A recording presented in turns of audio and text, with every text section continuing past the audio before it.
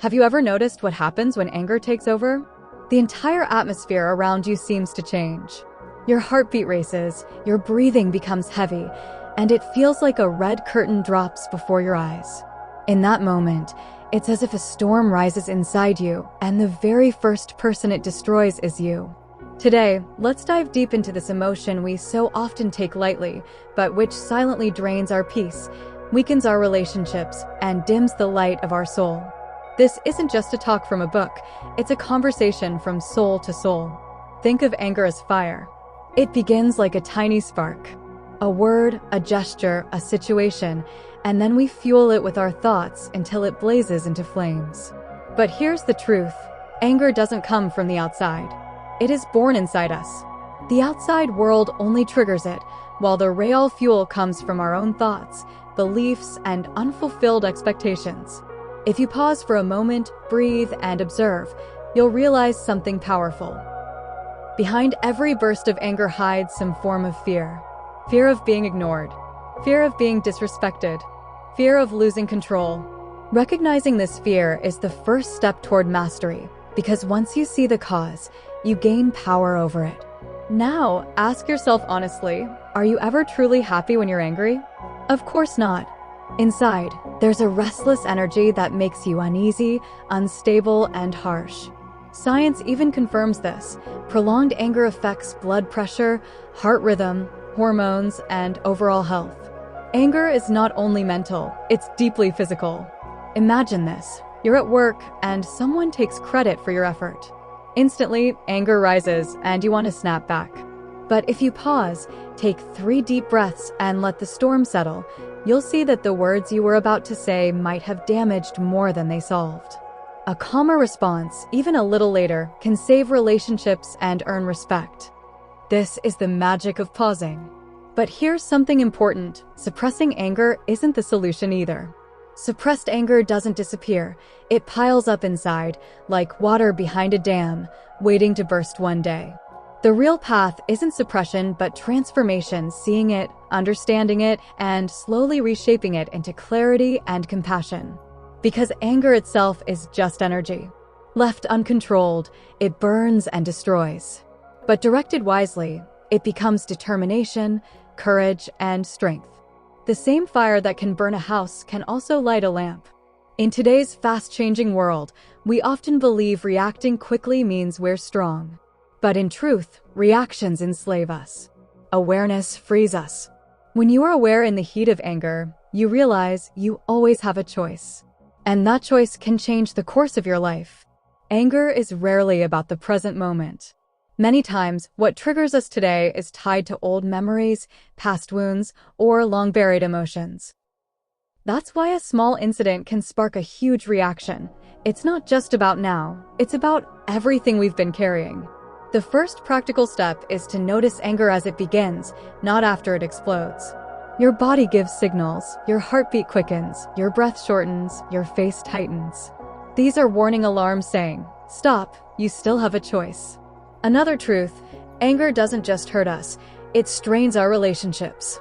One argument, left unresolved, builds into the next, and slowly a wall of resentment grows.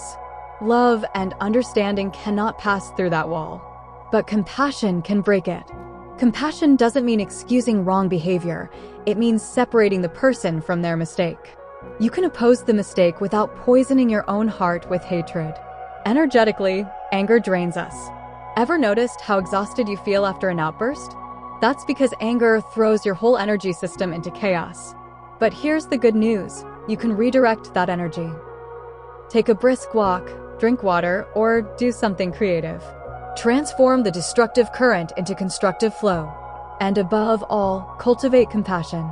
Compassion is not weakness, it's the highest strength. When you can see another person's pain, your own anger naturally softens. Even imagining that someone who hurt you might be struggling with their own battles can open a space in your heart. And in that space, anger loses its grip. But this takes practice.